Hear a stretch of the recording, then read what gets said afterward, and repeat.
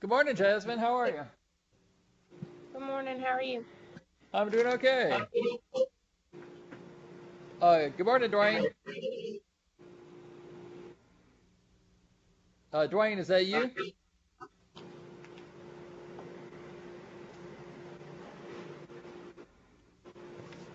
Okay, something's going on here.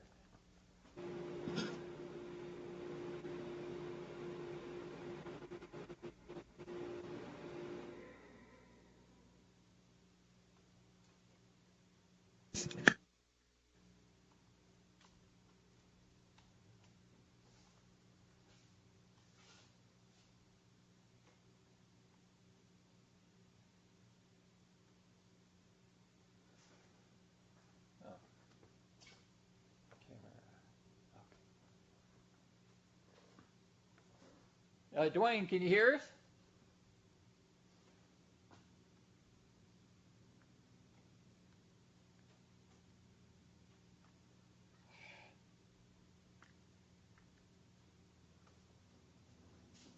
I'm gonna see if I can figure out what's going on with him. Please hold. Good morning. Oh, there you are. Good morning. Yeah, running just a tad bit behind. Sorry. Okay, we were hearing some strange noises in there too, but it Yeah. may have been an open mic that we got dealt with. But okay. How's everybody So doing this morning? we're just happy to. I'm just happy to be here. uh, Yep. I know what you mean. All right. but Jasmine and Aaron, are y'all here? I'm here. Aaron's going to be a few minutes late. Good old faithful Jasmine. I yep. appreciate that. I'm looking at an email from Keith. He's gonna be. Yeah, he's Oh no, he's out that's this week. actually yeah. Yes, it's this week. Okay. Yeah.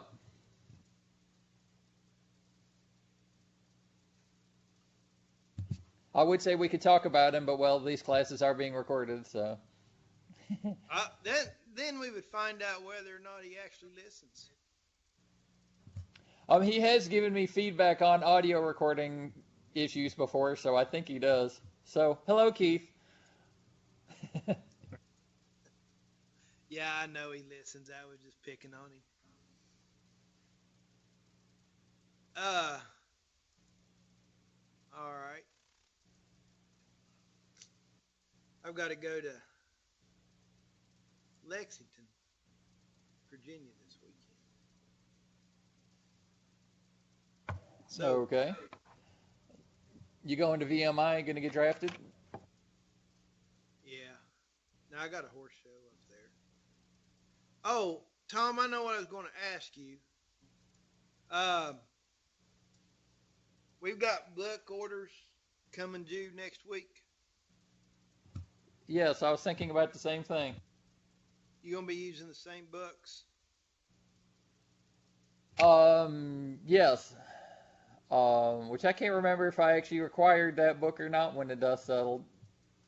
I don't really think I used it, so actually I know I didn't use it, so I think I had it as just recommended or suggested, but I'm trying Well, because I was I doing can get them to order it anyway. okay. And I Oh, guess you John will probably be using his same books yeah, you're using if the they do same it. He may not be yeah doing it next year, right? yeah that's what I heard, but which I've got 7 people I think that I've gotten in your animal class Uh already, huh. and I've got 4 in his plant science class already. Well, that's So good. yeah, All right. Well, but I would just be using the same book. So, okay, I think we all are. all right. Same book, same time, same. But yeah, just for me, it's just gonna be recommended. It's not gonna be required because I don't ever look at it. Okay. I understand. I appreciate that.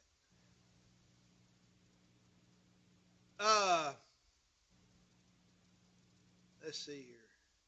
I was kind of waiting. I know Jasmine just gets tired of being the only one here. It's kind of giving Aaron a couple of more minutes.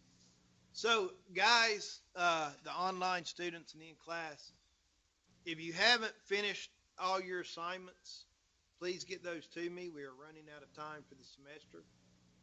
And also, for those of you that haven't taken your exam online, please do that as well. We're finishing up the semester. Hey, what's your last day of class, Tom? Good question. Let's see. May the 1st, and then exams are the 3rd, or well, the 2nd through the 8th. All right. Our last day, hang on a second, is May the 4th. Okay. So yours is May the 1st? Yes. All right. Because I was needing to figure out what date to do the presentation for Jasmine and Aaron. Or what date Okay. to put in for that final, everybody turning their project by. So that makes it easy for me. Yep. I'm just looking at my exam schedule. My Ag 143. My exam is on Tuesday the 2nd. Is when I'm supposed to be giving it for my people. All right. For this class? Yep. Oh, well, no, for my class, for your 144, that exam is supposed to be on the 4th. Okay. All right. So I'll get my exams to you, my final exams to you as soon as I can. I'll get them made up and get them to you for that.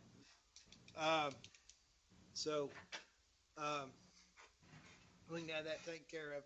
And I did find the exam for that first exam. We did find that for Evan. Okay, so I'll cool. get that graded. And he hasn't taken his second one yet. I've got to contact him. I know you're probably getting a little frustrated with him. His situation is he and his wife had a baby last semester, which you knew that, I think. Yeah. And he had to get a full-time job because he was working part-time and taking classes. But he ended up having to get a full-time job with benefits, and he's them working kids on will do that to you. What's that? I said, yeah, them kids will do that to you. Yeah, they will. And he's got a job on gas wells, servicing gas wells. And he's working like 60 hours a week or more. So I know, I understand his situation. And probably what I'm thinking, if he doesn't get stuff completed for me, I'm probably going to give him an incomplete instead of felony. Because he's got most of the stuff done. And, he tries pretty doggone hard. I think life's thrown him a curveball. And he just had to make his adjustments to survive. You know what I mean? Yeah. That's kind of what I'm thinking with him. If he doesn't get it done, but hopefully he'll get it done. Yeah, He's I think as far as about all of his assignments. Yeah, he's up with me, except I haven't gotten his last decision for our simulation thing, and then that other test. So he's close for me too. So I'll get them graded and get that to you. So, all right. Let's see what's going on here. Is Aaron there yet, Jasmine? No. All right. Well, last week we talked about conflict resolution, and we went over that. I think we got over all of that one. Yeah, we did. We ended up with arbitration, and then as a manager owner, you'll be called. You'll have to make a call. So be slow, but be fair. I think we finished up with that. So um, now we're going to get into something a little bit more, or something else. We've talked about a lot. We've talked a lot about uh, interpersonal skills. We've talked about conflict resolution. One thing that we'll find and you'll have to deal with is disciplinary procedures. Um, Sooner or later, you're going to have to, if you're an owner or a manager, you're going to have to do some disciplinary procedures. Uh, it would be nice if everybody, as adults, we all played well with others and that we were all mature enough to do our jobs. And, you know, if we played nice with other people and we all did our jobs like we were expected to do, and we followed the golden rule to treat people the way we want to be treated, I don't think we would have very many discipline issues. But that in real life, that doesn't happen. In real life, uh, things I've seen bullying. I've seen people come in drunk. I've seen people come in hungover. And I've seen people burned out of their jobs that they just don't give a hoot. They're just beating in hours until they go home. And they don't want to put forth any effort to work. Uh,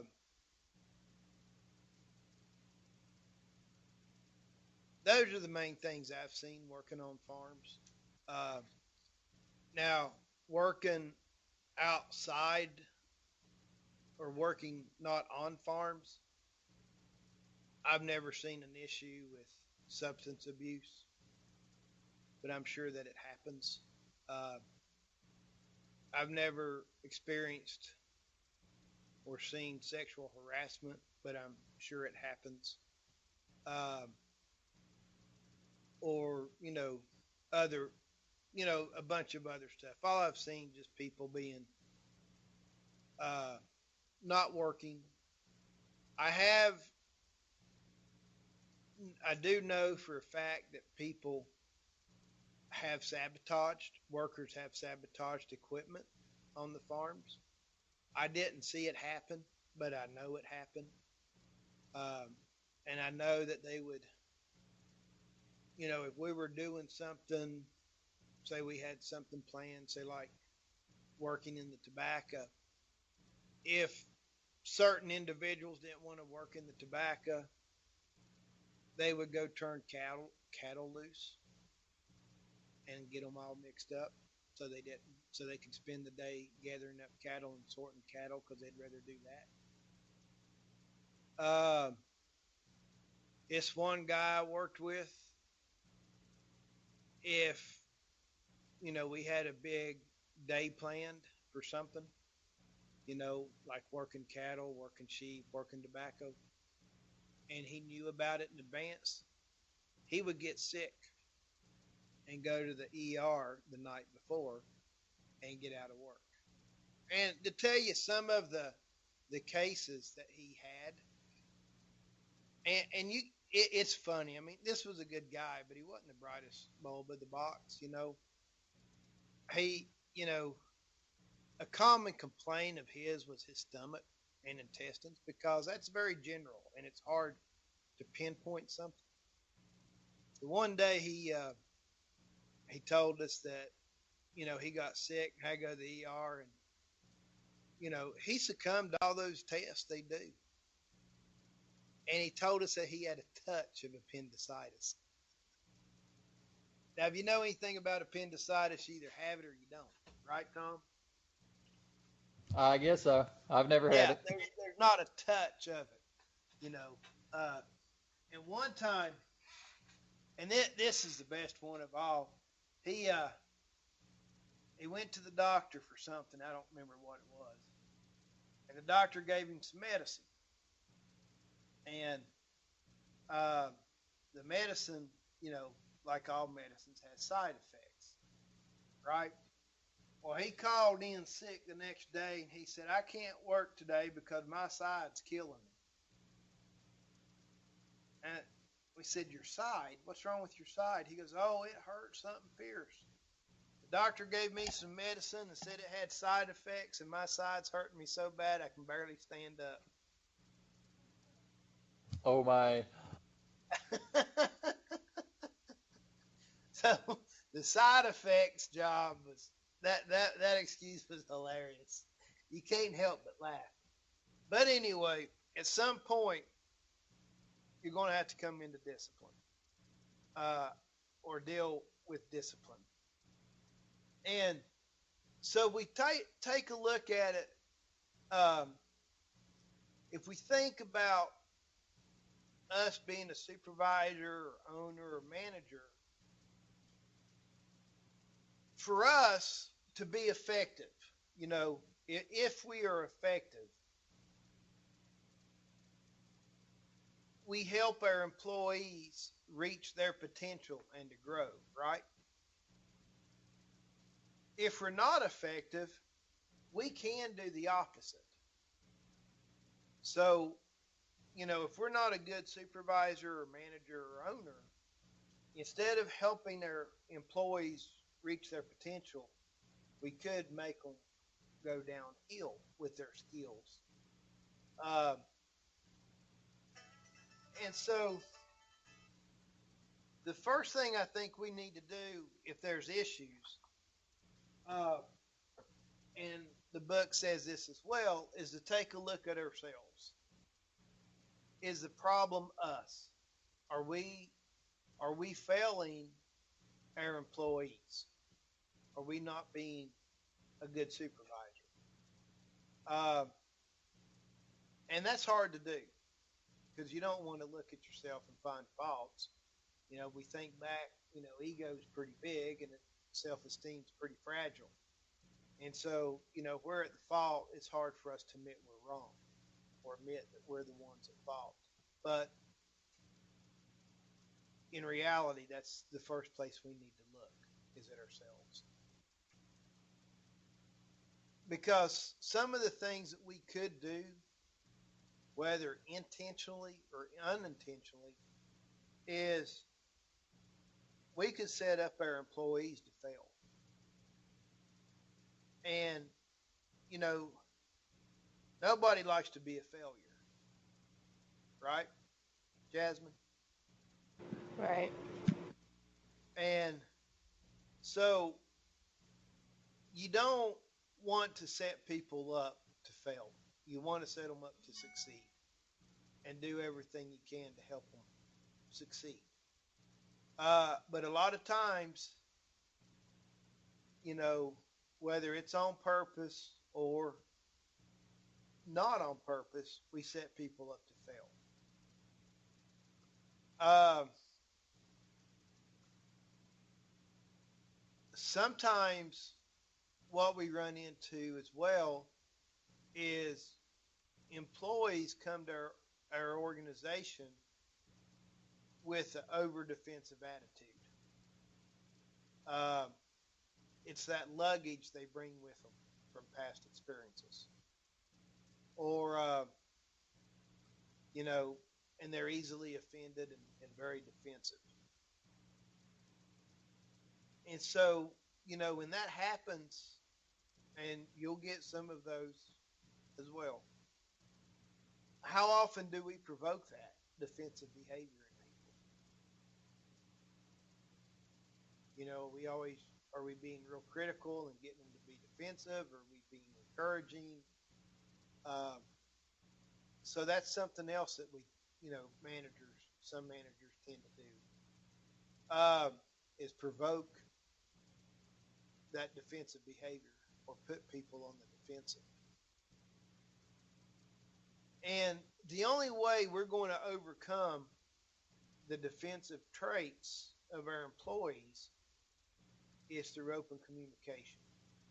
Going back to that chapter 11 or 12 with interpersonal skills and getting them to communicate. And that's going to require listening and requires us to build our communicate our interpersonal skills and also conflict resolution as well, because there's going to be some seeds of disharmony whether we sowed them or not. We're going to have to get over that, or we're going to have to work through that. So these chapters, they all kind of play into each other, don't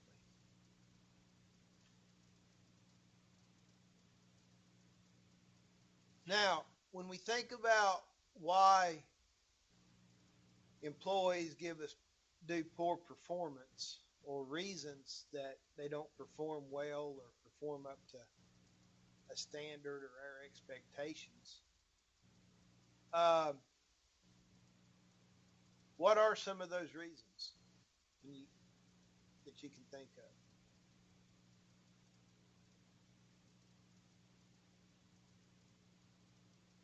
Jasmine, honey, I hate to pick on you, but they're not they're not motivated.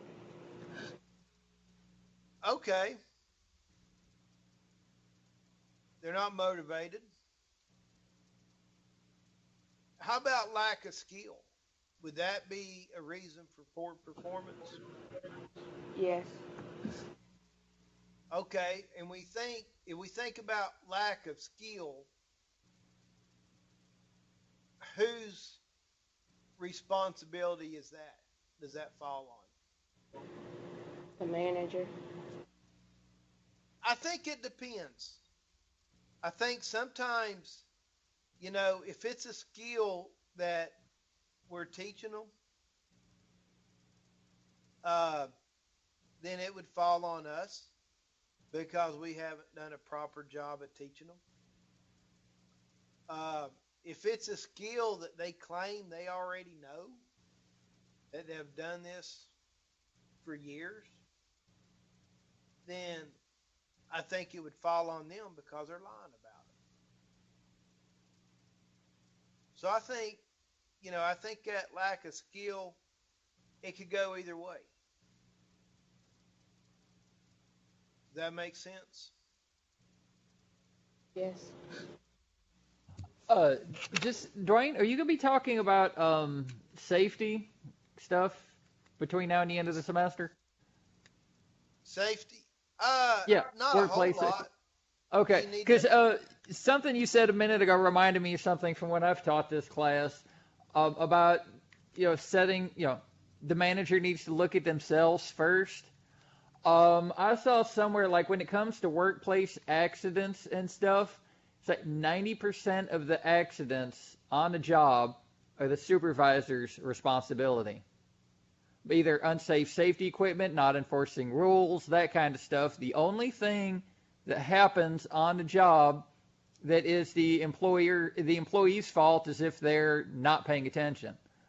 If they get hurt because they're not paying attention, but all the horse playing and goofing off, that's the manager's fault. All the improper safety equipment, improper dress code, not improper training, all that kind of stuff. 90% of the accidents ultimately it's the supervisor's responsibility. But that was just sort of related to your other about looking at yourself first. It's not just Right. on what it is they're doing, but even on their safety when an accident happens. And that makes perfect sense. Uh, you know, because there's always a certain amount of, I shouldn't say always, but the farms I've worked on and places I've worked, in real life, you've got to joke and carry on a little bit or you go crazy. Um, and sometimes there's horseplay that goes on. I'm not saying it's right. I'm not saying it's wrong, but there's a time and a place there's times and places that it should not be happening. You know, most of the time, when it happened with us, it was kind of like, we're kind of joking around, wrestling around, or whatever, playing around before hours or during their lunch break. Uh,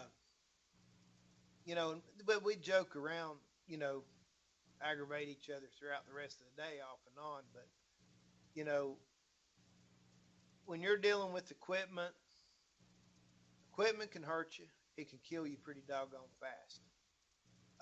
Whether it's construction equipment, farm equipment, uh, working at equipment in the factory, it doesn't matter. It will hurt you. It can kill you. This one lady I know, she worked in a leather shop and was sew and ran a sewing machine. And I don't think she was horse playing around. She's a really good employee, really good lady.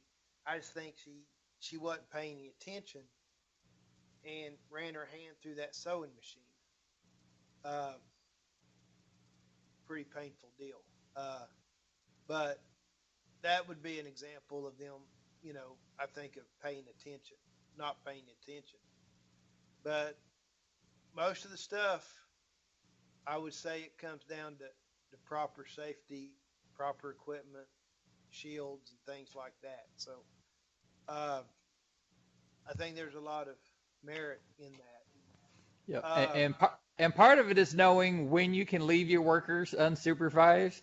Because like when I was building houses, I mean, we get the boss is gone, and we get to doing stupid stuff with the nail guns, like sit there trying to shoot at birds in the trees behind the house, and stupid stuff like that.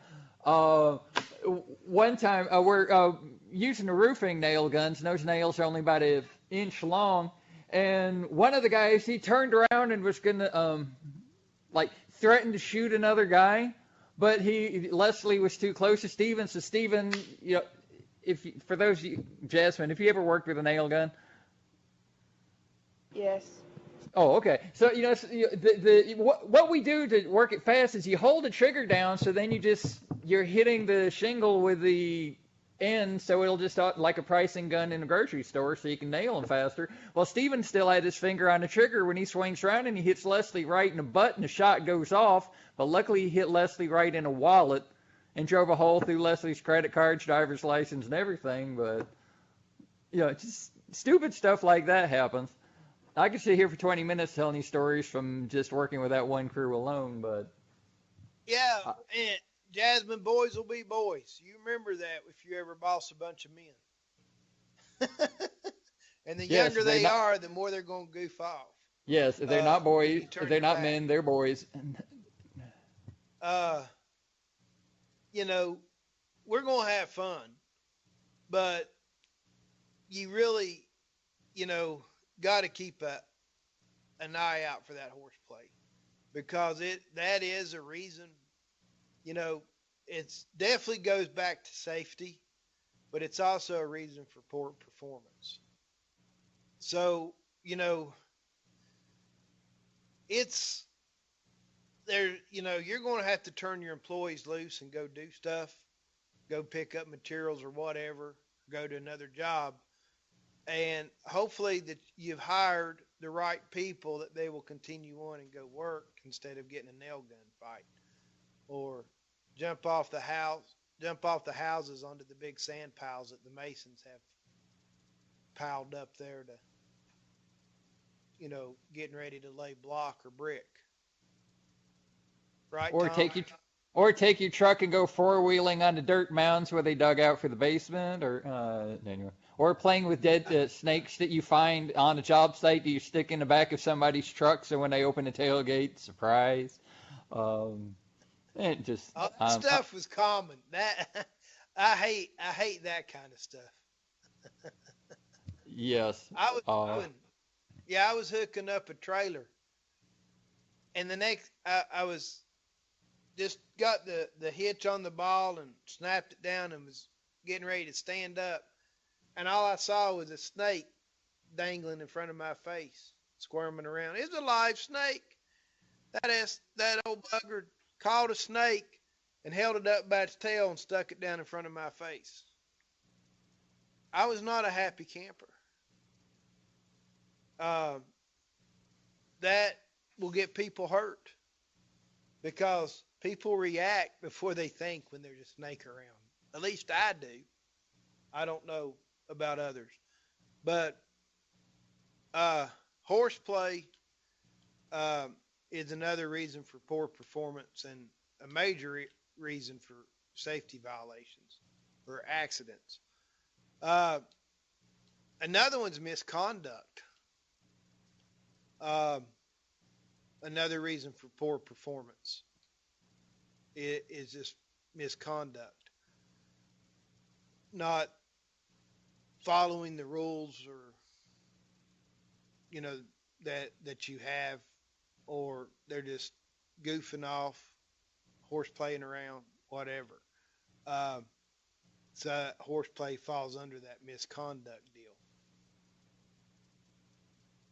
Any other reasons you can think about for reasons for poor performance?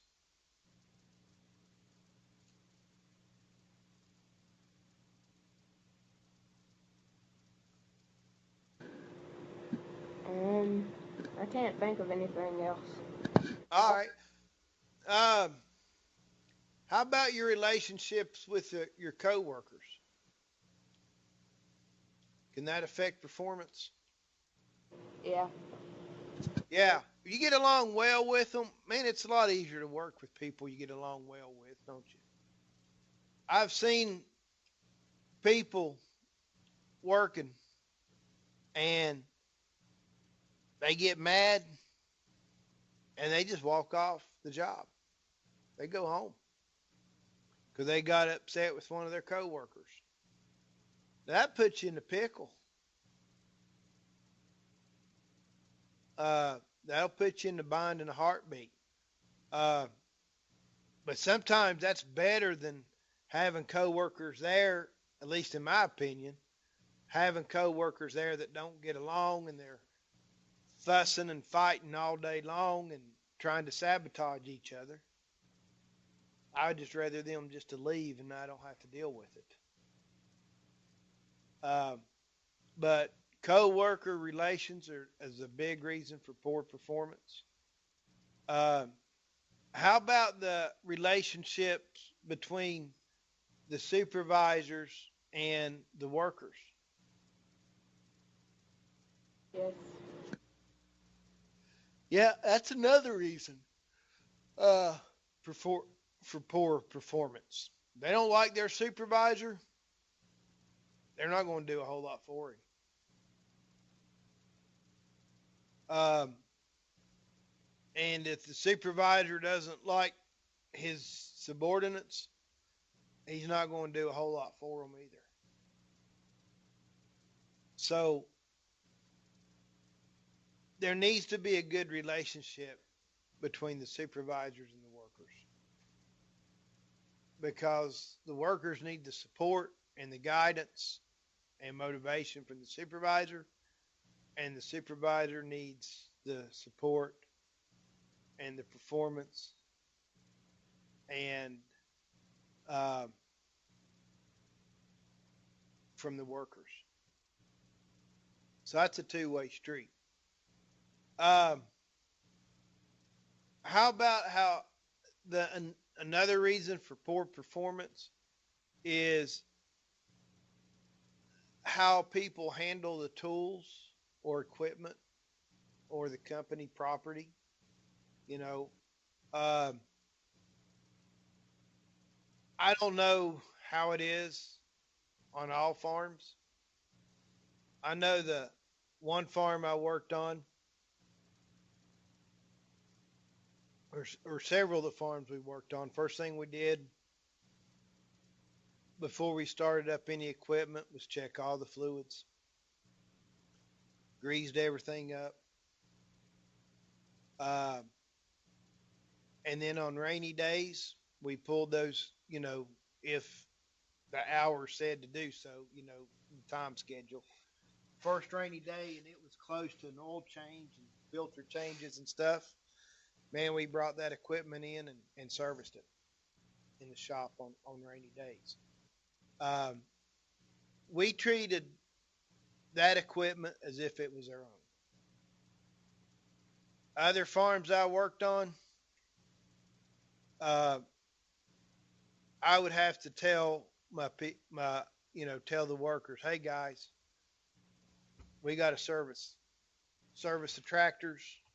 We've got to check that oil every day. I'd have to go down there every morning and make sure they checked the oil and greased up the tractor for the day. They didn't care.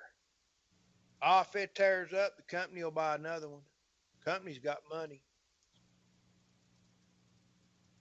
One guy got upset with the company and put sugar in the hydraulic fluid.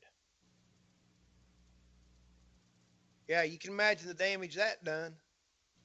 About a $5,000 repair job because we had to get a new pump, new seals. It was a mess. Unfortunately, we couldn't pin it on a certain individual. We had our suspicions who it was. We feel that person was guilty, but we did not have the proof. So we couldn't take a disciplinary action because of lack of proof. Um, so I think that handling of tools, equipment, company property, I think that comes back to, I think some of that comes back to those relationships with the supervisors and managers and owners. I think some of it comes back to respect, being respectful of other people's properties uh, and stuff. I think part of it comes back whether or not they're disgruntled over something. May even be mental issues. I don't know, but it's not pretty when that sabotage happens, um, or neglecting of the equipment. Equipment's expensive. Uh, how about harassment? If somebody's always, you know, I've the places I've worked, yeah, we harassed each other in a good way. I mean, it wasn't like sexual harassment or anything like that. It was just a bunch of men working together and we pick on each other. But it didn't get out of hand. Does that make sense? Yes. We were fortunate, I think, where I've worked or what I've seen that it didn't get out of hand. Other places, it's gotten out of hand. Uh, and, um, you know, there's a fine line between carrying on and joking around and crossing that line over into harassment. Um, and that, you know, where that is for different people is different. It's not the same.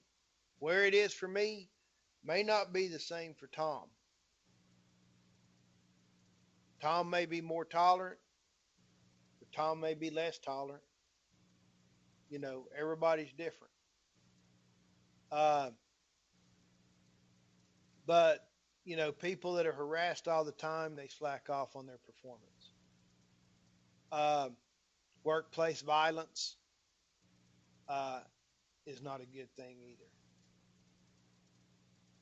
Fighting, threatening, uh, that's another reason for poor performance. Um, the people's culture when it comes to joking and kidding around, that has a lot to deal whether it's harassment or just joking around. Where I live down here in southwestern Virginia, if people don't pick on you and joke around with you, or I'm not saying pick on you in a bully sense, But if they don't joke around with you and aggravate you about, good natured aggravation, they don't like you. Is that the way it is where you live? Yes. Yes. Okay. All right. So, you know, maybe it's just country folks. I don't know. But, that's kind of, if you get that type of harassment, good natured harassment and being aggravated and stuff, it means you're liked. Uh, so sometimes that's a good thing. But you cross that line and it's not. And that line is different for everybody. What about dishonesty? Is that a reason for poor performance? Yes. You bet it is.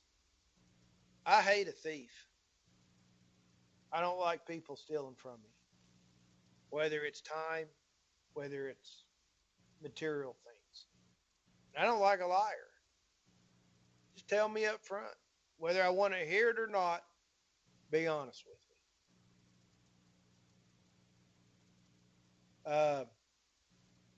So um,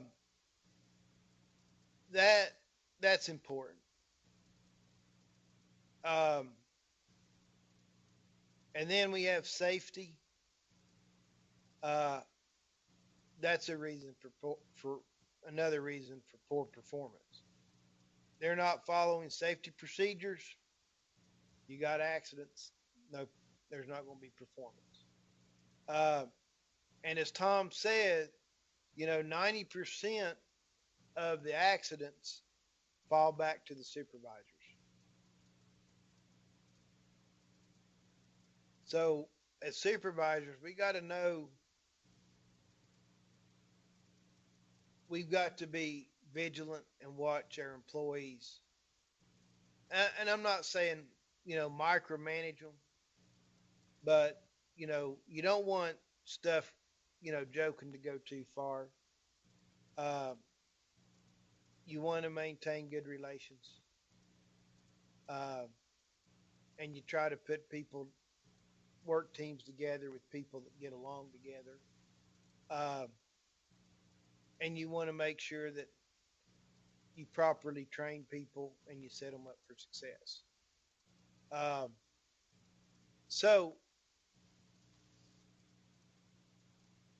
if we take a look or we think about the reasons for that poor performance,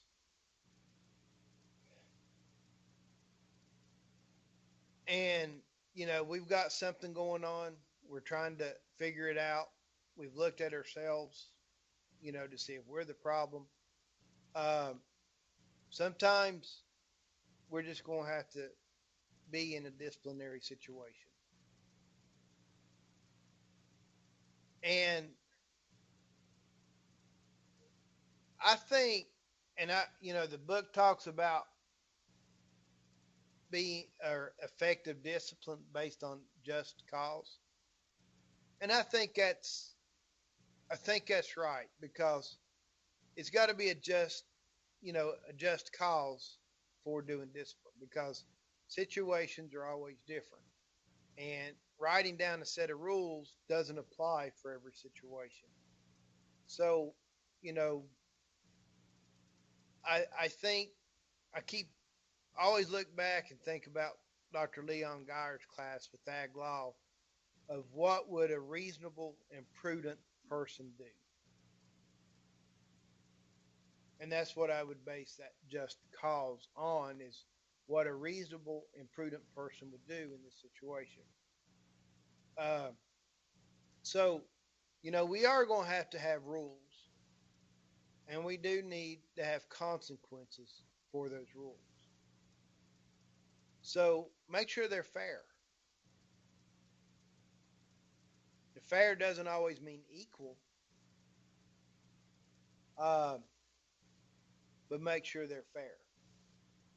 Uh, Another thing is that you need to communicate clearly your policies and these rules and consequences. Make sure everybody knows. Um, and if a situation comes up and you do have to discipline, make sure you conduct a fair investigation. Don't let your prejudices predetermine the outcome because things aren't always the way they seem. You want to be consistent, but you also want to be flexible. And ideally, when it comes to being the punishment, you want to be creative about your punishment. You don't want it to be a punitive action.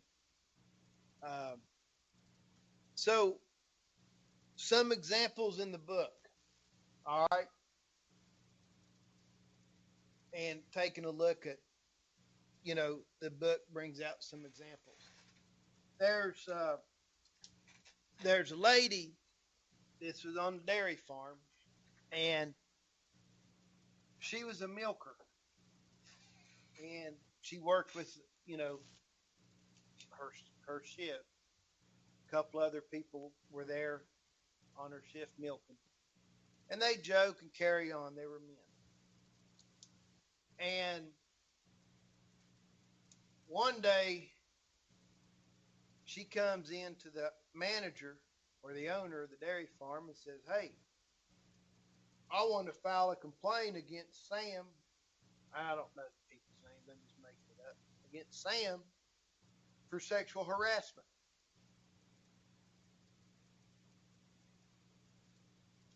He's made some crude jokes, or he touched me inappropriately, you know, whatever it was. How would you, what would you do in that instance? What would you do?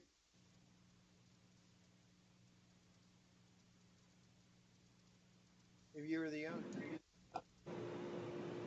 You'd probably want to go talk to the other person involved first before you make a rash decision. Oh, definitely that. And you're going to talk to anybody that witnessed it, right? Right. You're going to do a thorough investigation. But maybe before you start, you should start talking to this lady and find out exactly what happened. Why is she upset? Right? Yes. Because it could be as simple as she had her feelings hurt. You know, you're the owner, you've been in there while they're milking, you've seen them joke around, you've heard their jokes, and there's been no offense ever taken, and now this lady's coming in and saying she's offended. You start talking to her a little bit more, and you find out that her and Sam went on a date. And Sam has not asked her out anymore since that one date. And she feels rejected by Sam. So now, is it really sexual harassment, or is she just getting back at Sam because her feelings got hurt because she wasn't asked back out by him again? Just getting back at him. Well, yes and no. I mean, if they're in there, you've heard them make crude comments or joking around, there's probably some stuff that was said that may not be right. Maybe it happened, maybe that didn't happen. But her main issue, like you said, she's just getting back at Sam because her feelings are hurt. That stuff happens. Uh, Another real life story. This one lady worked with two other guys uh, who happened to be a father-son team. The father was the boss of this little deal. The son worked there, and she worked there. And I don't know what all happened, what all, before, but situation arose. Uh, Turned out that the woman had been doing stuff that was illegal. She got caught and potentially could get in legal trouble. But before she could do the potential legal get in trouble illegally, or before she tried to turn the tables really, really quick, as soon as what came to light happened, she filed sexual harassment lawsuits. She filed, she spilt the beans, made up stuff on the other two guys regarding drugs and abuse. And for about 2 years now, they've been under heavy investigations with DEA and state veterinarians, and been in and out of court with these lawsuits. She was disgruntled. She was the one behind all this illegal stuff, or behind doing a lot of illegal stuff, and she was trying to put the blame on them. And well, it's turned out that she's the one. It's all coming back, and they've figured out that she's the one behind all this big mess. And it's not looking real good for her right now. Everybody else is cleared, but it's not looking good for her. An example of disgruntled, and that's where a good fair investigation came in. They called in private or an outside party to do these investigations. The father son team coming out smelling like roses, and it's all coming back, and she's the one that was doing all this illegal stuff. So it's important to conduct a fair investigation, even if you call in outsiders. In this case, it was a lot of legal, DEA and state vet's office and stuff like that. But you know, stuff happens, and this is why we document everything,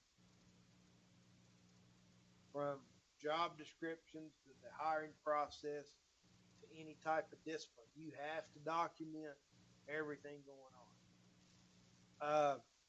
So, uh, anyway, back to the first case. Turned out the lady was just upset because Sam rejected her. Let me throw a scenario at you here. You got an employee. He's your best employee, or she. Doesn't matter which. And you're a stickler, to be at work on time, and uh, you you've had some issues. You've got some issues with people coming in late, so you hold a staff meeting and say, guys, I'm tired of this. We start work at 7 o'clock in the morning or 8 o'clock in the morning. You got to be here on time. If not, I'm going to start discipline. Okay? We're not going to put up with this tardiness anymore. You're still in time frame. Very next day, what happens? Your best employee is late. What do you do? You have to take disciplinary action.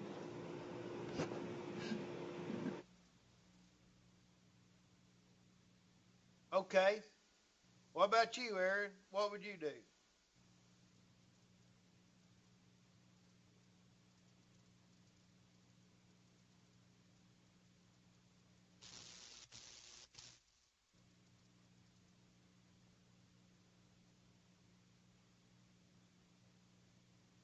I react. Um,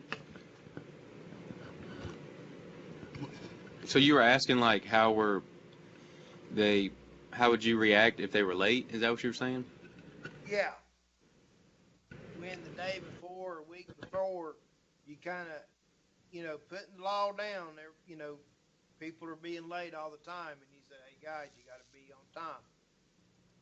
And then, day or two later, your best employee shows up late.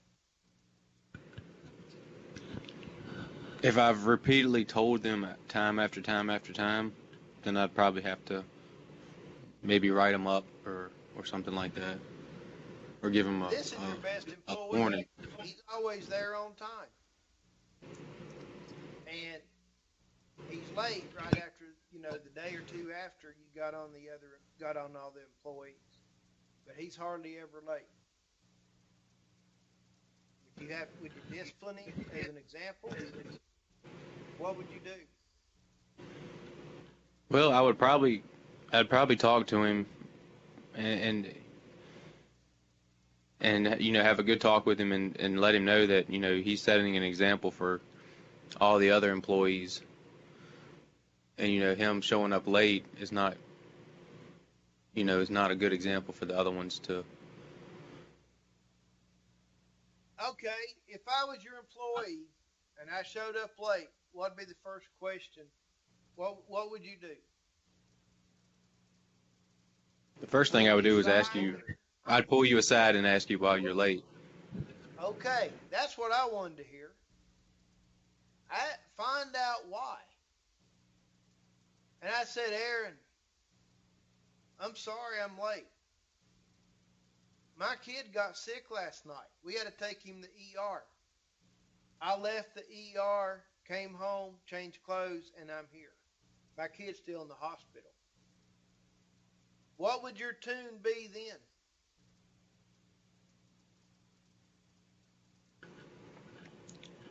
I mean, I would not be aggravated at it. I mean, I would understand, Yeah. but I guess in that kind of That's a whole different.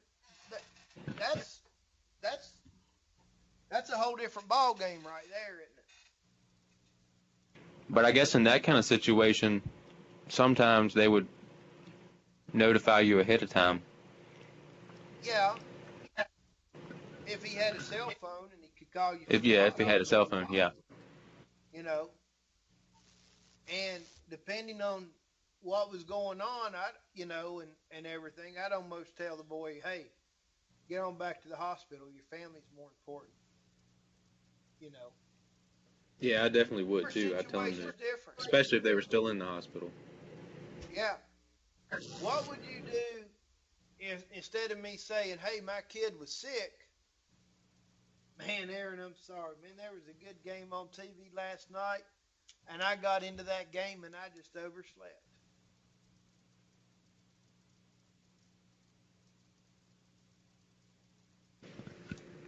Well, my tune would be a whole lot different then. I'd probably Yeah, that's a just different ball I'd be game. aggravated because Yeah. you work for me. I mean, I've heard my boss say to other employees that are late, she says she said you're on my time when you're working here, That's right. But this goes back to that just cause. The guy with the kid in the hospital, he had just cause for being late, didn't he? The guy that stayed up late watching the ball game and couldn't get up on time really didn't have just cause to be late. Two different scenarios for the same infraction. Should they be treated differently? Because you have a policy of being on time.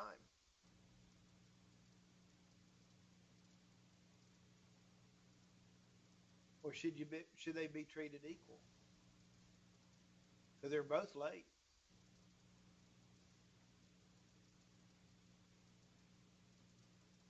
I think they should be treated differently because Yeah, they should be. the because he had a reason. Remember, fair rules, fair consequences, and your discipline needs to be based on just cause. You I got to mean, the way find I out see it, what's going on. the What's way I that? see it, the way I see it, if like whether you're the best employee or the one that's always late, if either one of you come in late and you don't know what the deal is, I think you should treat them the same until you figure out what's going on. I don't think you should show favoritism towards the one that's always there No, I don't think you should until show you know the favoritism. situation. Right. I'm not saying I like think jump down their throat as soon as they come in, but both exactly. treat them the same until you find out what the cause is. Yeah. And you do this in private. You don't do it in front of other people. Pull them aside. Ask what's going on. Whether it's your best employee or your worst employee, you have to know the full story. And then it goes back to the deal. You hope they're not lying to you, right? With the dishonesty, you don't want, you hope they're telling you the truth. Uh, so you got to know, you got to do an investigation, see what's going on. But make sure it's just cause. Be fair. Uh, Now, are there different degrees of wrongdoing?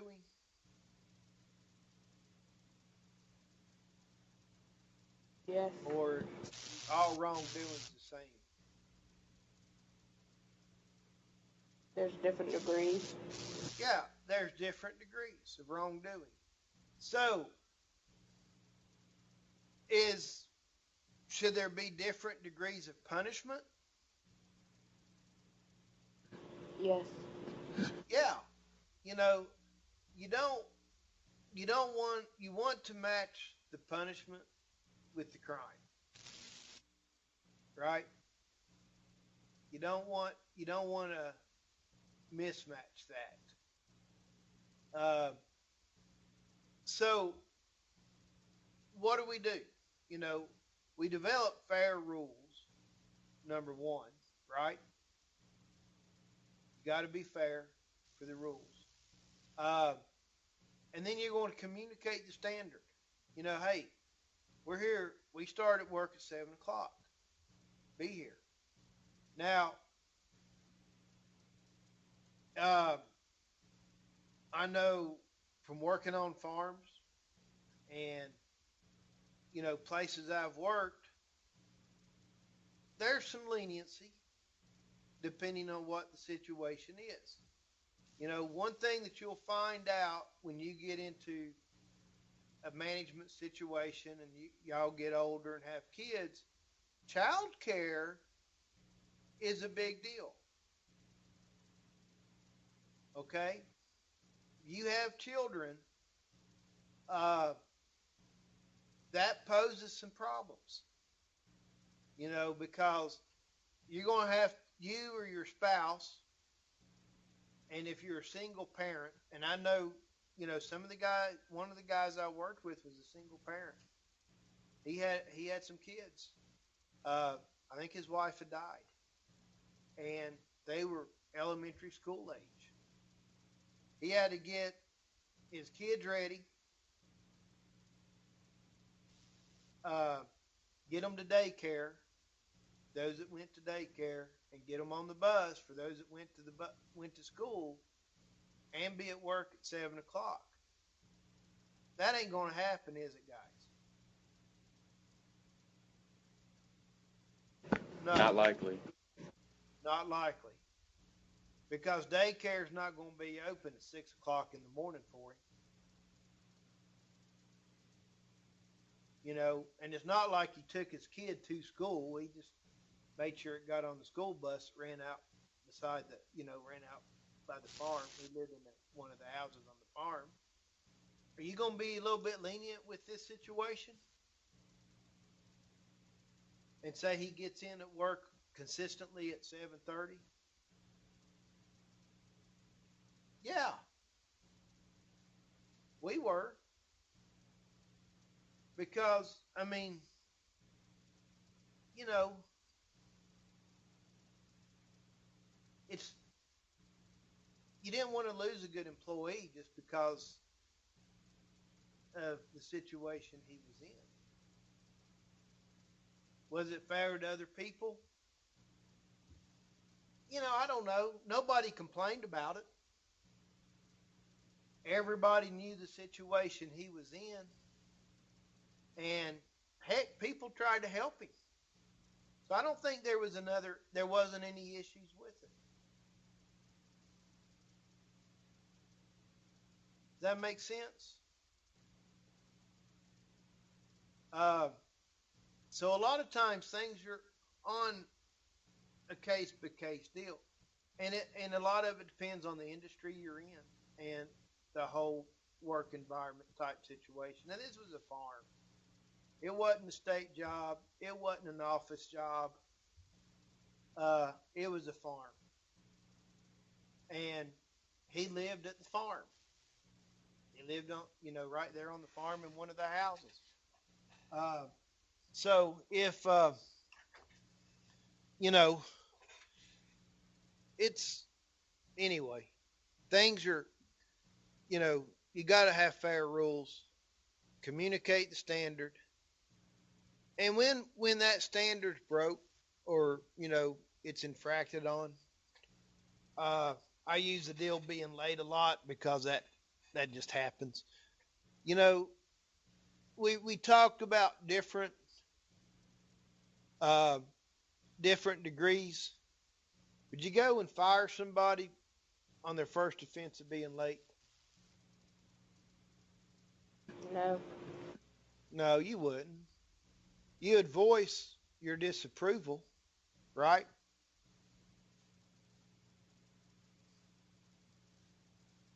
Uh, and again, you would reiterate the standard. Then you'd voice their disapproval.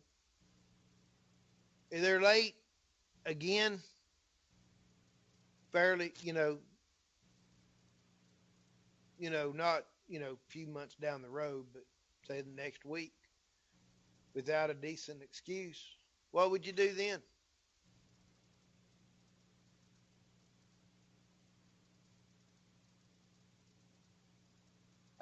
Might give them no, one more warning. Give them a verbal warning, right? Hey, we've talked about this. What time we start. We've talked about, it's not an uh, acceptable behavior to be late. And, I voiced my disapproval to you, and I'm giving you a verbal warning that if this continues, it may result in your termination.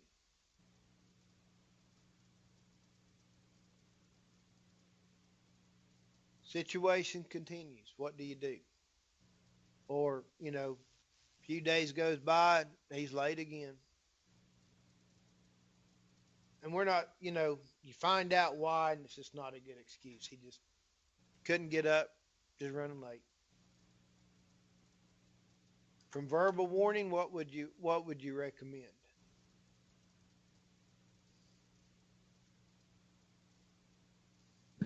Maybe a written warning so you'll have it documented. Yeah, what'd you do, Jasmine? Read the book? Yeah, yeah. You give them a written warning, or as most people put it, I got rode up. You ever heard that term before? I got Yes. rode up today. It's a written warning. Basically, you're saying the same thing. Communicating the standard. We've communicated the standard. I've voiced my disapproval at your behavior. I've given, we've done a verbal warning about this behavior. Now this is a written warning, and should this behavior continue, it may result in your termination. So then we go from you, disapproval, verbal warning, written warning, happens again. We may give them a few days. We do a suspension. Give them a few days off of work without pay.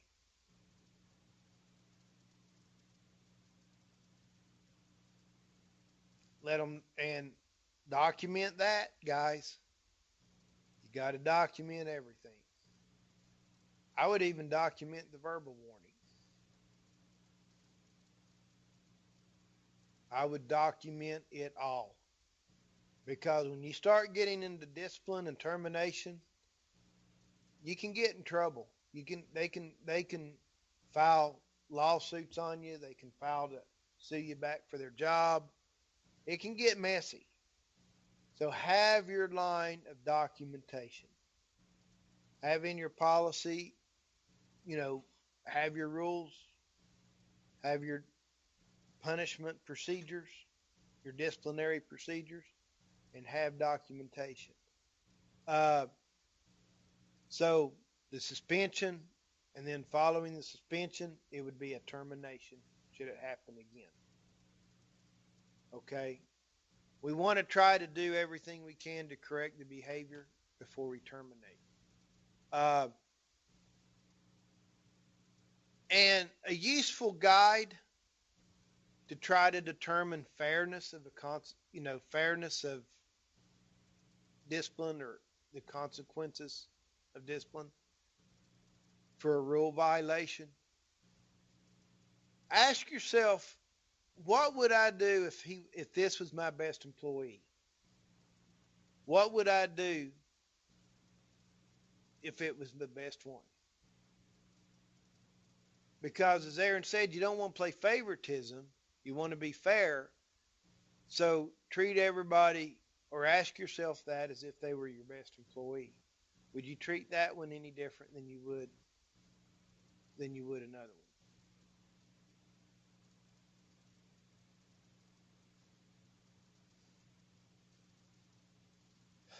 one? Ideally, as effective supervisors, we want to be able to deal with problems before they become serious. Kind of as Barney Fife says, we got to nip it in the bud. You ever watch Andy Griffith? Yes, that's one of my favorite shows. Woman After My Own Heart. I love that show. So we got to nip it in the bud before it becomes into something more. So, as I said, we want to increase or the potential of our employees. We want to develop them and help them increase over time. So, sometimes effective discipline is going to be necessary, and adjust discipline system. The book poses the concept of a progressive disciplinary approach, which basically combines the concept of stiffer penalties for more serious violations and for repeat offenses. So, fairly lax penalties, the verbal warning, or voicing your disapproval and verbal warning. But as those offenses continue to repeat, then you go the written, the suspension, and the termination. Stiffer penalties for repeat violations, and then stiffer penalties for more serious stuff. Sometimes with some offenses or violations, it's serious. When we think about if you have a farm or you have a business and somebody comes to work drunk or high, that could be a dangerous situation. They could be putting other people's lives at risk. You don't want to go off the handle and fire them. You may want to take them to the hospital and get them drug tested for your proof, um, or for evidence. Um, but those, same thing like with sexual harassment. That's a pretty serious offense. Um, and if you turn a blind eye and it continues to happen, you can get sued as an owner or manager for not taking care of the situation when it first started. So we've got to be aware of what's going on. We need to have uh, an effective, we need to have fair rules, fair consequences, and we need to make sure we enforce those things fairly and with just cause. Communication is key to a successful disciplinary process. The rules have to be known by both those who apply uh, the rules and those who are subject to the rules.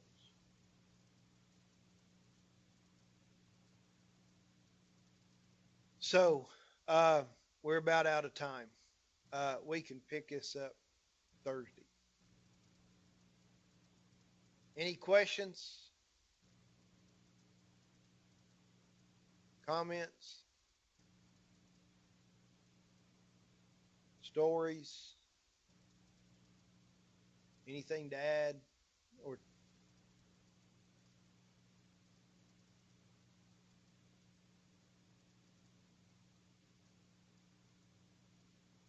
and no response. I think they're scared of you. Probably. No, just tired this morning. They working you pretty hard in the spring season there at Southern States. Yeah, it's been a long week already, and it's only Tuesday.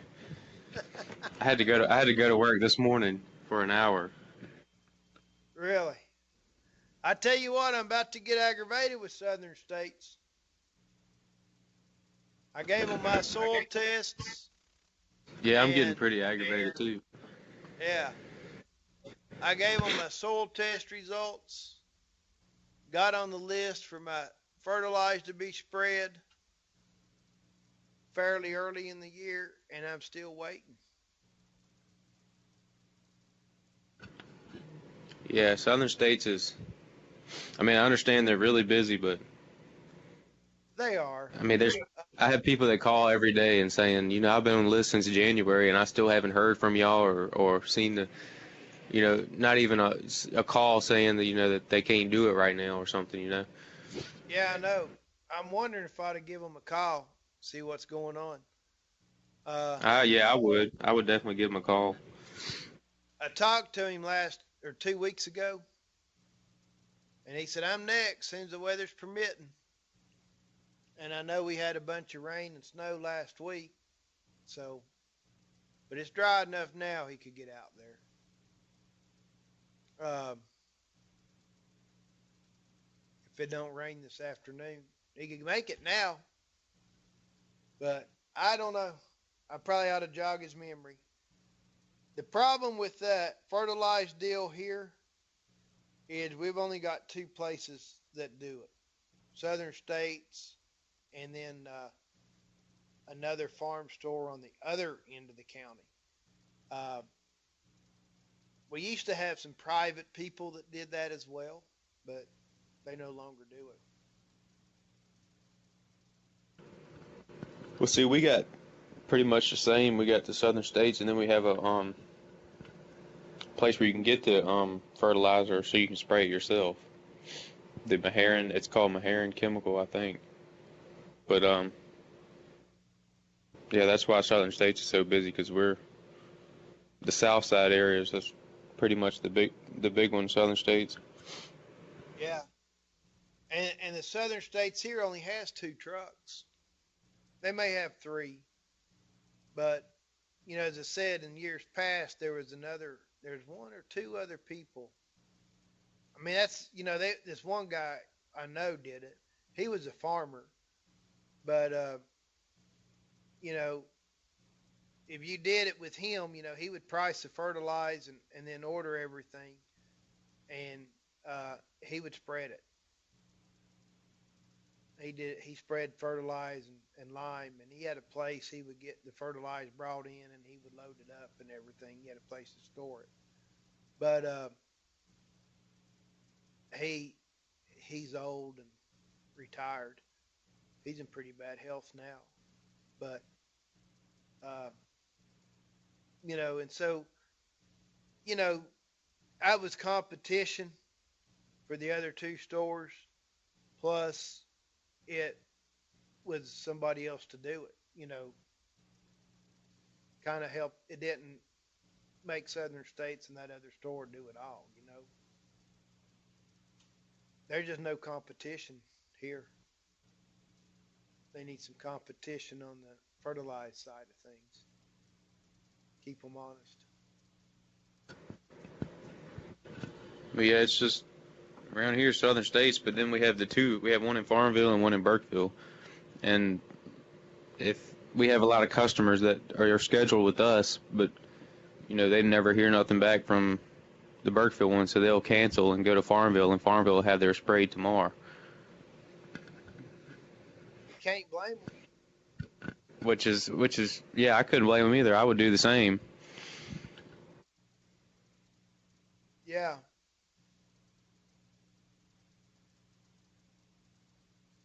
Yeah, I would too. All right, we're gonna get cut off. You probably need to stretch your legs before Tom's class, so I'll let you guys go. And Aaron, you can do that last minute cramming before the test. Yeah, I'm trying.